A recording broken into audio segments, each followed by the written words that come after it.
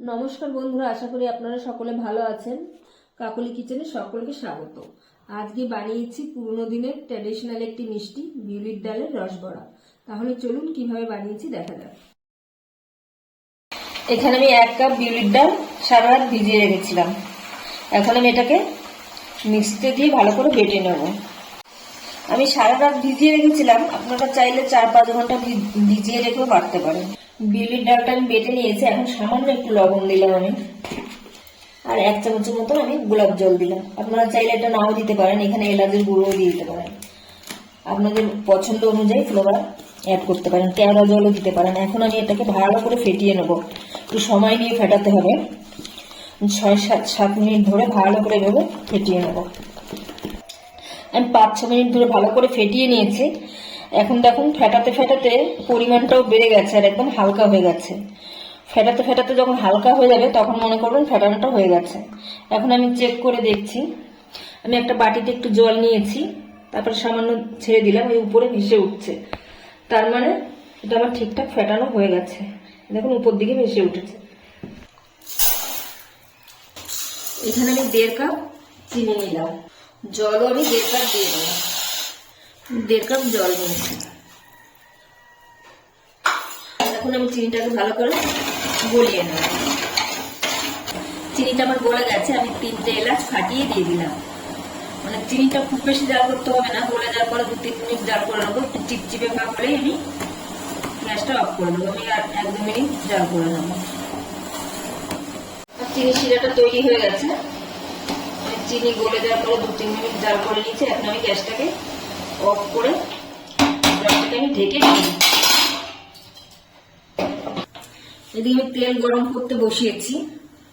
তেলটা আমার গরম হয়ে গেছে। আমি এখন একটা একটা করে ছেড়ে দিচ্ছি।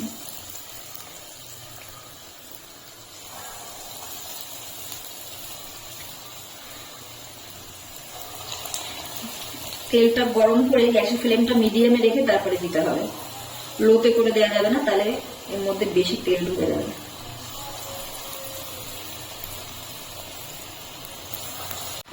এখন আমি হালকা করে নাড়িয়ে নেব।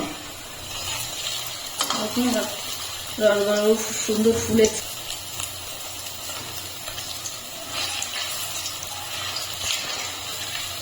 লাল লাল করে ভাজা হয়ে গেছে। এখন আমি তুলে নিচ্ছি।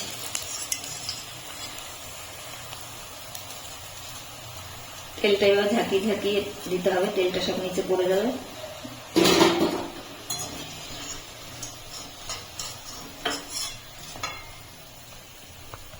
এখন আমি দ্বিতীয়বার ছেড়ে দিচ্ছি। একটু ফাঁকা ফাঁকা করে দিতে হবে, কেননা বড়াগুলো ফুলে যাচ্ছে, ফুলে একটার গায়ে একটা লেগে যাচ্ছে। আমি বেশি দেবো না, একটু ফাঁকা ফাঁকা করে যে কটা ধরে ওই কটাই দেবো।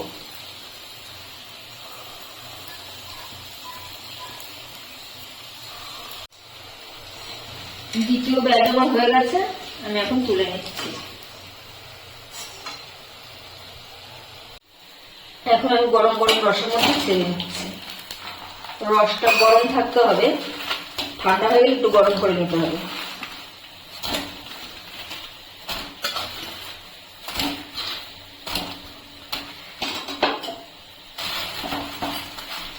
আমি এখন উল্টে পাল্টে দিয়ে 10 মিনিটের মতো রসের মধ্যে ঢেকে রেখে দেবো।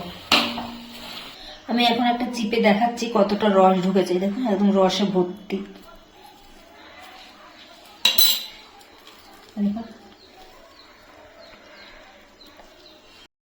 রেসিপিটি আমার তৈরি হয়ে গেছে। ভিডিওটি যদি ভালো লাগে তাহলে একটা লাইক করবেন, সাবস্ক্রাইব করবেন এবং কমেন্টে জানাবেন কেমন হয়েছে।